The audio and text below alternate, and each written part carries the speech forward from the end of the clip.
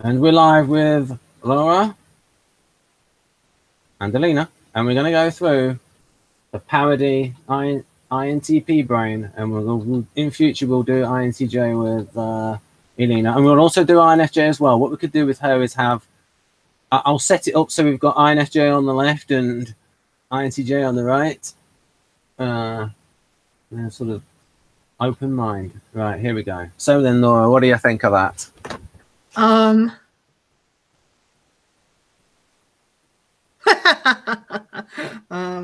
Which bit are you laughing at? People caution alarm, feelings caution alarm. Yeah. Lack of logic sense alarm. Yeah, because we can see how this is expressed differently. Now, this is going to be complementary. This is like part of an ongoing saga of how Enneagram and Jungian type can very much interact with each other. So this first came about with, if people see the interaction styles hang out with Carol Linden, in about the last 30 minutes, Carol is asking Laura some questions to help decide the difference between NT and SJ. It's just that the last 10 books that they've readed. Yeah, I think it's deliberately misspelt. Are they like putting grammar errors? Yeah, I think it's deliberate on purpose to see how INTPs react. Is that the all of them have that, but I think it seems to be that all of the spelling mistakes are funny, so it makes me think it's deliberate. Okay, it's conspirational theory. Conspirational theories. Okay. Either that or it's an ENTP in the Far East. Yeah. Who, well, I would say overall this is very accurate, and I think this would describe most INTPs very well. So we can go sort of like bit by bit. So what about universal truth? Yeah, I mean, I like having principles that kind of work universally across different situations and different contexts. And what are those principles, if you'd like to enlighten us? Well, I mean, typology, obviously, yeah. Typology systems, and sometimes it's just my personal philosophy on things, and something that I could apply consistently across multiple contexts, kind of like, well, like one of my beliefs is don't do to others what you don't want done to yourself, for example. That's okay for our type. But if an ESTP followed that, then it would be, well, I don't mind it when somebody slaps my backside. So they shouldn't mind. So, but generally I agree with that rule. Yeah. And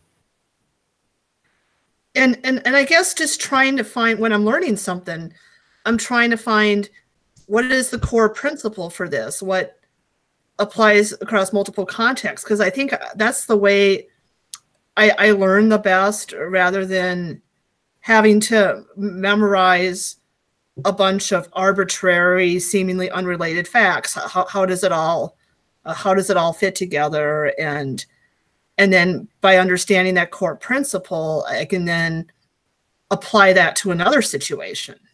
So what are these core, if you can give us an example, please, these core principles? Well, it's not even necessarily anything really profound, but sometimes it's kind of related to work and to my job. Like I work as a librarian, and I work like on call as a substitute, and I float around between different library locations, and I try to understand, okay, what are the common patterns in the way that they do things, and their philosophies and their processes. And because it's easier for me to do a good job, I try to understand that, rather than I hope I'm explaining it okay. Yeah, it's like I remember thinking about this about it's like you do have the bat signal. Librarian needed. No, The what signal? the bat signal. Oh, what's the They used bat to- signal? Well, they used to have that thing in the cartoon. They would project it on a big light, a bat into the sky, and then Batman knew it was time to get going. Okay, okay. Or well, for example, it's like I'm trying to troubleshoot a problem, and I want to know what the principle behind this is. So if I have a similar problem in the future, I know how to fix it.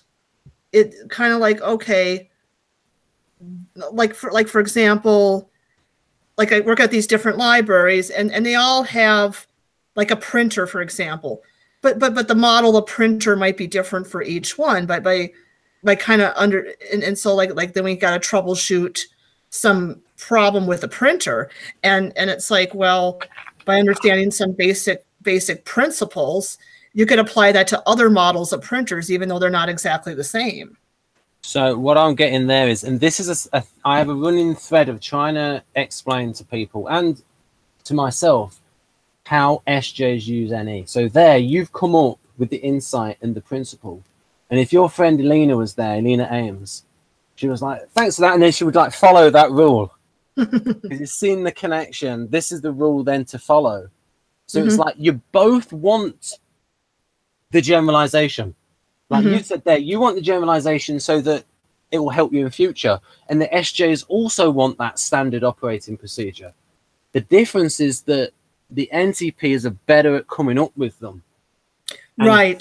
And because they keep coming up with new ones, they don't get as stuck into the same standard operating procedure the way SJs do. And the reason I'm bringing this up is that I don't think that what people think of as SI, I think is just lower level NE. And if they reconfigured the definition in MBTI, that would allow some room to bring the socionics definition of SI in. Then you can have the best of both worlds. Because socionics SI is definitely a thing. Right. It's just that there's no room to fit it in MBTI because they already have the definition of SI as well. It's being standard, being traditional in memory and all this kind of thing. But that's getting a little bit off the track. And now, Laura, as somebody who resembles INTP and Enneagram Type 6, how many conspirational theories do you have? Actually, I don't have any. Oh. No, I mean, yeah, I don't fit the stereotype here, I guess. Elena's just asked how socionics SI is different. Well, it's just that MBT socionics SI concentrates on internal bodily harmony and that sort of thing, and internal comfort and dynamics, whereas that sort of stuff is there. So for instance, when you talk about guardians, so for instance, Jeff has told me guardians will tell you about their medical problems, and that is definitely a fact. So there is a concentration on their internal processes and their internal feelings and sense. So that is definitely a thing. MBTI mentions memory. The Behrens version of it has a little bit on the internal stuff, but if you see, we've done about 3 hangouts with Victor and Dario on SI. We couldn't really get to a integrated definition right at the end. So it was a little bit. My phone is ringing. That's okay. You can put it. I'm just gonna ignore it. Yeah, or you could take it off the hook. But then they're gonna think I'm gonna answer it because they'll hear it me pick it up. So.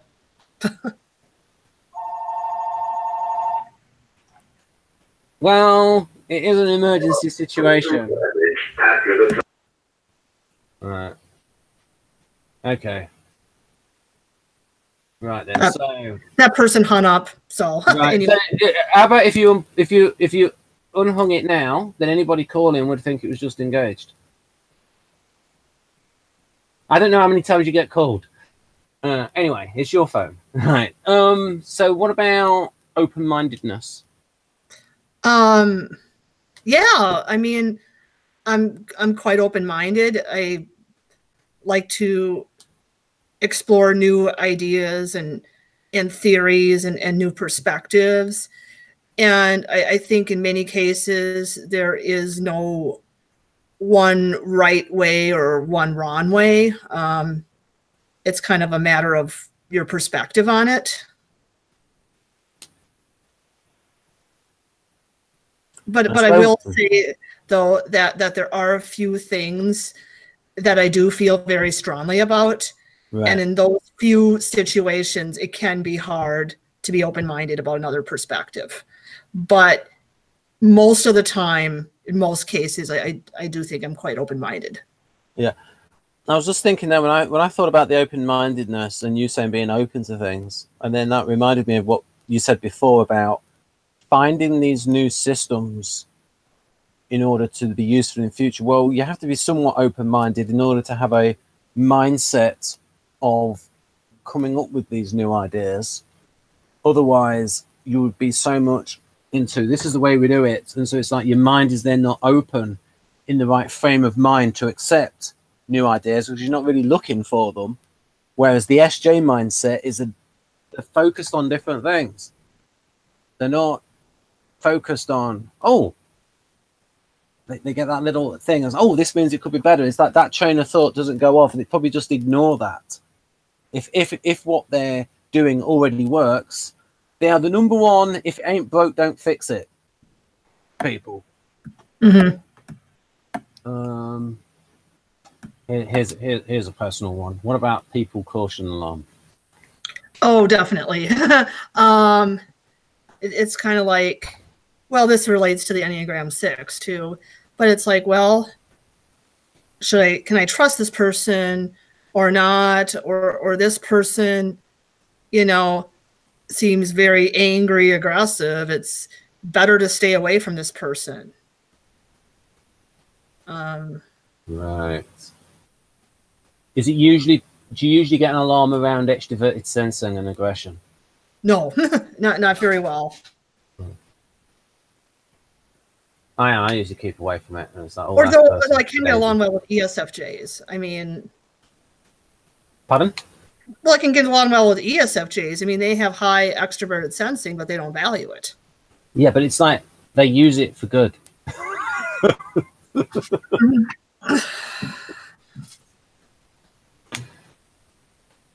Unless they become like an unhealthy. So the unhealthy ESFJ would be it's like where they become overbearing on people in terms of, say, especially with their family. It's like if they have a strong belief that they know what is best for somebody, and this person needs a strong push because they know what's best for them, then that's like how the two can go to like the positive and the negative side of extroverted sense. What I mean is the high side and low side. We don't get mixed up with charges. High side and low side of 8, where when they go to the high side, the more assertive, less two-ish, more assertive, but also they can become domineering with that. So those are the horror stories that we hear about where you get the Facebook groups like children of ESFJ parents, something like that, where the parents are just a little bit too overbearing. Right. It's a misplaced love of they know what's best for them, and actually, if you like listen to the situation, you probably think, yeah, they are right. The parents are right. It's a little bit too pushy. Or other times I might think, yeah, they're right, and they're right to push those kids, those darn SP kids. They're going to listen to the SJ parents. So, a little bit of a difference there. Feelings caution alarm. Yeah. Again, I relate to this one because I'm, contrary to popular myth that INTPs are feelingless robots, I'm actually, very emotional and very sensitive. But feelings can easily overwhelm me, and and I don't always feel like I've got total control over this domain. And this is both my own feelings and then other people's feelings as well. Sometimes other people's feelings can puzzle me sometimes. Like, why are they so sad, or why are they so angry, or with me, I know why they are, but I can't do anything about it. What do I say? It's not well. I mean, I don't think it's quite that for me, because I do think I can have some influence on other people's feelings. It's kind of more how to influence it, I guess. Right. Where somebody like Sana just naturally knows what comes to her in the moment. Mm-hmm. Oh, how about principles?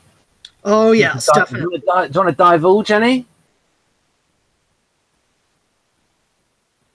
Or just any principles worth talking of, or there's sort of like specific? I mean, it's kind of a broad topic. I did talk about the principles used in typology systems, and then I kind of talked about, well, one of my core principles that I follow by is, don't do to others what you don't want done to yourself. And then I kind of believe in a sense of fairness and dignity for all human beings, and kind of regardless of things like their race, their age, their gender, things that they can't control. I think another principle of mine I have is don't criticize people over things they cannot control. Right. Because it just makes the person feel bad, and they can't help it, and they can't change it. So there's no point. Right. But if it's something that I think they can control, then that's different. But then you got the judgy INTP on the inside. We will be judging away. So what you saw there is, so in terms of interaction style, that's how you can see INTP as accommodator. Mm-hmm. So you got this open-mindedness, and also what Laura said there about the principles. And it was actually probably the poster person for INTP, Immanuel Kant, and he had that whole system of deontology where it's like, imagine that a law become universal. And how would you, or in other words, how would you like to be on the receiving end of the law? Well, I mean, this depends on what the law is. Like, why is the law there? Is it a fair law? Yes, it's the principle of universality. Being like oppressive to certain people or certain kinds of people, then it's not a good law. I mean, well, we can have a separate hangout over. I mean, what laws are we talking about? Like, well, like the United States, in some states, slavery was okay. That's a law. But how would you feel if you were a slave and you had no choice and you're just thrown into slavery? I mean, or you can say the income tax as well. Like, people would say it was wrong when it just applied to the Jews. When in the medieval times they would tax the Jews at about 25% and not anybody else. And people say, "Oh, that's wrong to tax them like that." But it's like suddenly it becomes all right if everybody is taxed and treated the same. Right. Anyhow, we'll go on to that in future when the dollar collapses and everyone will go, "The libertarians were correct." Oh, yeah. Then people will listen. So how about that lack of logic sense alarm? Oh, definitely. Yeah. I mean, because I easily see like logical inconsistencies and discrepancies and yeah, people aren't thinking it through logically. They're just going by irrational emotions. I think INTJ is a little more likely to bring it up when they notice an error in someone's logic than INTP. Although I mean, for me, sometimes things can be interpreted in multiple ways, so it could be logical in more more than one sense and more than one viewpoint. Like somebody's type, like let's say somebody's type is not very clear. Yeah. Could make a logical argument for more than one different type, and they can both be right in their own way. I guess what I'm talking about here is more things that are not kind of more indisputable, clear-cut things like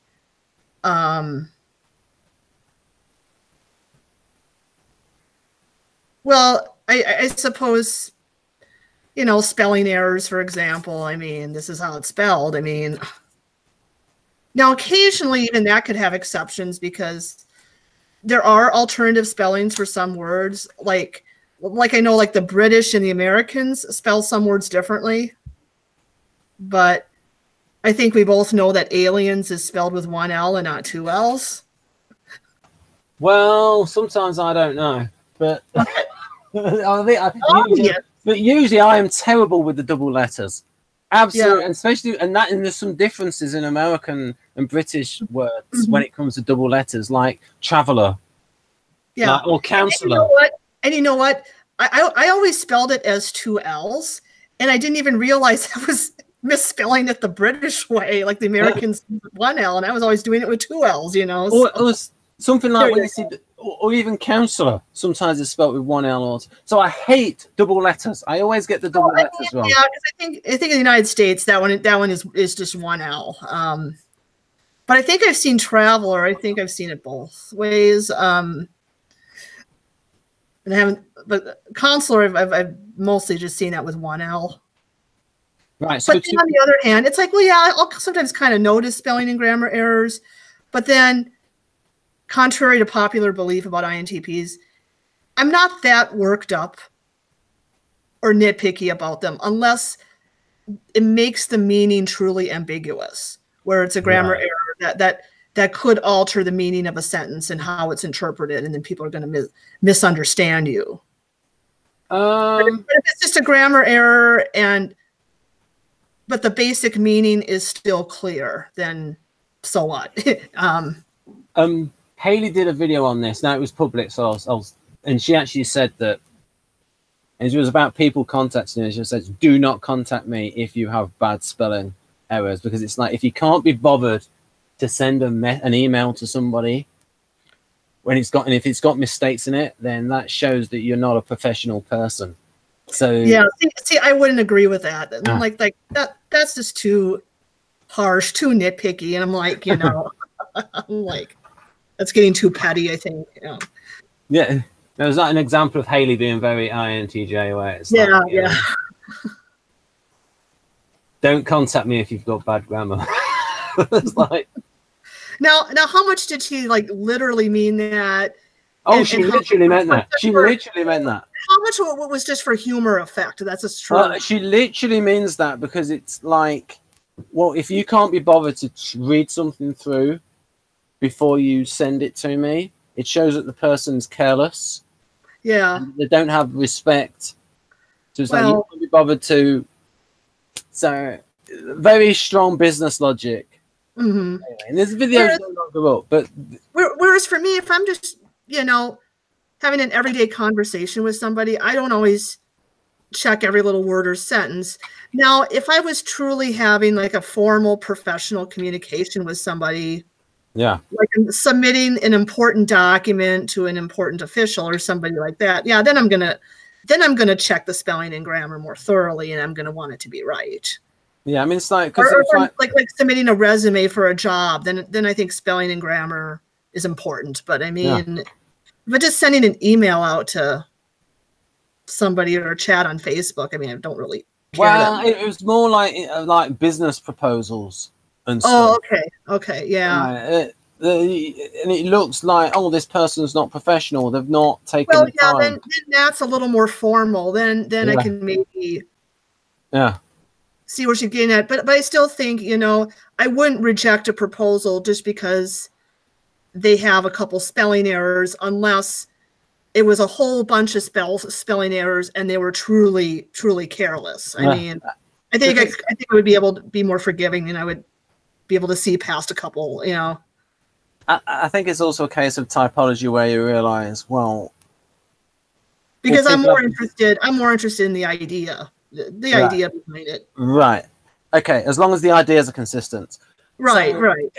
So it's like you learn from typology that like people are good at different things. Like if they're a genius somewhere else, but their spelling is terrible, it doesn't matter. And it's like the NFs are usually the ones with the best spelling.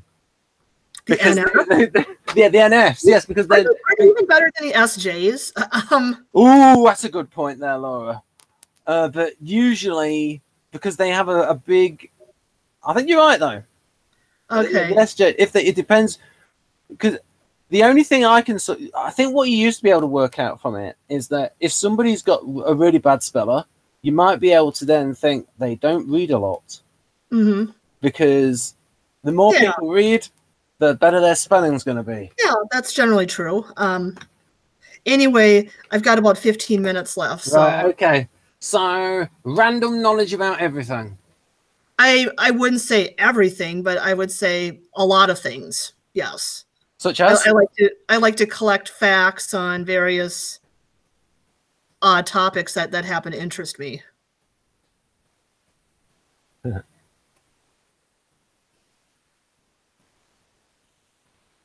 Okay. What are those things, Laura? Any particular? Well, we took a vacation. My family and I recently we went to Yellowstone National Park, and they have like a lot of geysers and underground thermal features. So then I started to read about them, and I started to accumulate facts like which ones erupt the most, and which ones are the biggest, and just kinds of things like that. And I'm kind of interested in world geography and countries, and kind of like, okay, these countries are landlocked countries, and this one has the most area, and this one's the most densely populated, so kind of stuff like that, I guess. Right. Or like certain things about foreign language, like I don't know, just kind of odd things, I guess, odd quirks about different languages. Have you got any projects and interesting ideas worth talking about? Well,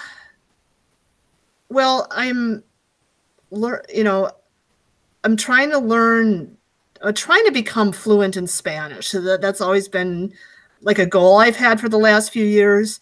But like I said, I'm not always the most disciplined about it. Like it's hard to set aside, okay, I'm going to spend this much time from this time to this time doing this. So it's kind of more like in spurts that I do it. Like I get really into it, and then I kind of don't. And now I'm trying to do some other languages. Like I told myself, I wanted to master Russian, and this was kind of for socionics reasons. I wanted to, and like I did manage to learn the Russian alphabet, but I didn't really get much past that. And so it's always like I say, I want to become fluent in this language, but then sometimes I get distracted by other things, and it doesn't really happen. And yep. So, Laura, those things that distract you, why do they distract you? Well, like for example, I easily get distracted by like Facebook notifications, for example. Ooh, somebody sent a notification. I got to read it, and I got to see what it says. And ooh, there's a chat coming up. I want to do this. And so there's not really a filter. Like for the INTJ, there is a filter of how useful is this? So for us, it's like, how interesting is this? I do think about that though. And I have had to kind of cut back, like, okay, I'm spending too long on this, I'm going to take a break. But yeah, I don't do it. Definitely don't do it as rigorously as an INTJ does. And it's kind of like, because in Facebook, it's like, okay, I'm reading this group, and then on the side here they got suggested groups. Oh, this one sounds interesting. I want to join this one. And you know, it's kind of like there's a Facebook group like on funny science jokes, and then I join that group, and then there's like 5 more other groups I might be interested in, and it's like, you know, I mean, eventually you kind of have to set a limit, but okay. I mean, it's hard when it could be of possible interest, I guess. It may have been Bradley who pointed it out, but somebody said that they liked how the bits in the middle of the brain that had to do with organizing stuff were actually nice, neat squares. Okay. Yeah. Or rectangles, rather. Concepts nice and things like that. Squares rather than rectangles? Pardon? Wait a minute, you were talking about squares and rectangles. Yeah, I said that, well, they're more rectangles rather than squares. Yeah, well, squares are too perfect. I mean, yeah. You know, it's not. It's like if we want to be precise, but maybe it can't be perfectly precise. Yeah. Because square is still a rectangle is still a fairly regular shape. Yeah. You know, it's not like a squiggle, but the sides are still uneven. So, so I guess it's kind of between perfect. Although I would argue that if you want a perfectly regular shape, that would be a circle. Because you have a center point, and then it's the same distance all around. Whereas the square, you don't have that. Right, so folks, in this last minute and a half, Laura and I have gone INTP. Right. The difference between a square and a rectangle. A square is a rectangle. It's just a special kind of rectangle. Yeah, yeah. So, do you think about aliens? Yeah, sometimes. But yeah, I'm gonna be a little more general here, like life on other planets. I'm not sure if there's even life or not. It is a topic that interests me, and I suppose there's probably a good chance that there's life on some other planet, but I don't think it's these, you know, green alien things that these sci-fi movies and books want to describe. I don't think it's quite like that. And in fact, I don't even know if the life that would exist on other planets would be as intelligent. At least not in the way that we think of intelligence. I wonder, maybe we wouldn't even be able to communicate with them, and maybe they I mean, they're alive because they reproduce, but they may not be conscious. I mean, it's kind of like bacteria. Well, they're alive, but they're not consciously aware that they're alive. So, and the life might be so different that the life might exist, but we may not even be able to detect it. So. Well, I've got a book for you. There's a book called, it's got a bit of a silly name, but they actually talk about the name, about why it's called what it's called. And it's by a mathematician and a biologist, and it's called What Does a Martian Look Like? And they said when they used to teach the course at university, they originally called it PALOOP, Possibility of Life on Other Planets. But they said that when they changed the name to What Does a Martian Look Like, they got more people come on the course. And they talk about in the book, it's best to call it xenoscience. Xenoscience? Xenoscience. What does that mean? Because if you say astrobiology, well, you're assuming that the life is biological. And they said that astro is silly because that means stars. So you might as well say xenoscience, because you're not prejudicing what kind of life you're talking about. And it just means the science of something strange. Yeah, so they will call it xenoscience, and they sort of they rubbished the Drake equation about, you know, this idea that there's a narrow band where life could exist. Right. These things, and they think there's a lot of other examples where different kinds of life. And right, because because now scientists are discovering all these planets, and there's more planets than I think they imagined that there would be. There's and that's just a relatively recent discovery, is all these, you know, all these planets, and but now the conditions for life are definitely not what what we think of as life on Earth. But that doesn't mean that life couldn't exist. It may be very different from anything that we could know or imagine. Yeah. And I mean, another INTP discussion. Right. We have a certain amount. So science fiction. Are you interested in science fiction? And if so, which ones? yes. Yeah, I really enjoyed reading the Hitchhiker's Guide to the Galaxy, and I like Star Wars and Star Trek, and I'm reading a book. I just started reading a trilogy about Mars, and reading a book called Red Mars. So it's about people that are trying to colonize. They're trying to just explore Mars, and they're trying to colonize it. And then it kind of talks about like the challenges that they face in trying to have sustainable life on Mars. And then it kind of gets, and then later on in the book it kind of gets political because it kind of both people want to do different things to the planet, and some people want to terraform it, and some people just want to leave it in their natural state. Weird. Why would you want to go all that way to Mars and then just have it horrible?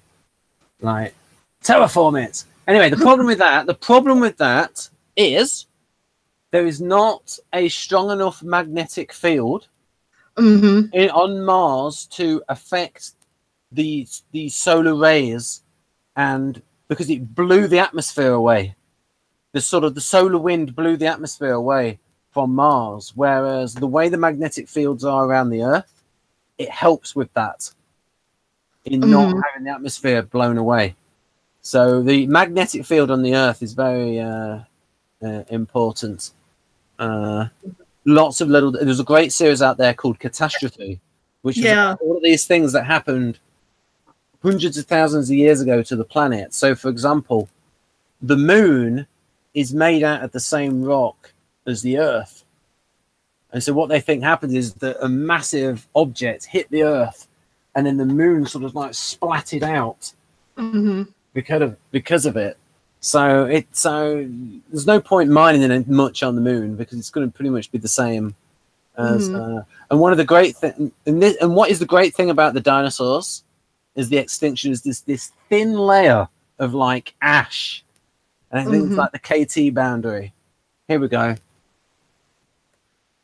Okay, well, I have like about 3 minutes left, so it had a magnetic field billions of years ago, Ben, which is okay. On Mars, magnetic, maybe it did. I'm not sure. So, Sana, now you've piped up. Could you test something? Could you write a message in the chat on the thing? I mean the chat that's for the video in the live stream, because I've got it paused at the moment.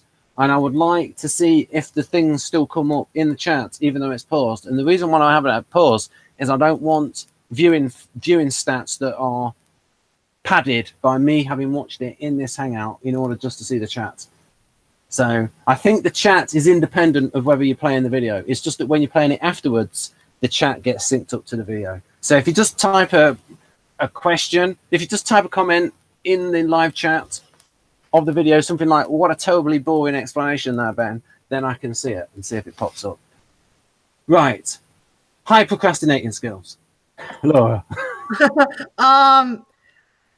It kind of depends on the situation here. I mean, I would say that I was more of a procrastinator when I was younger.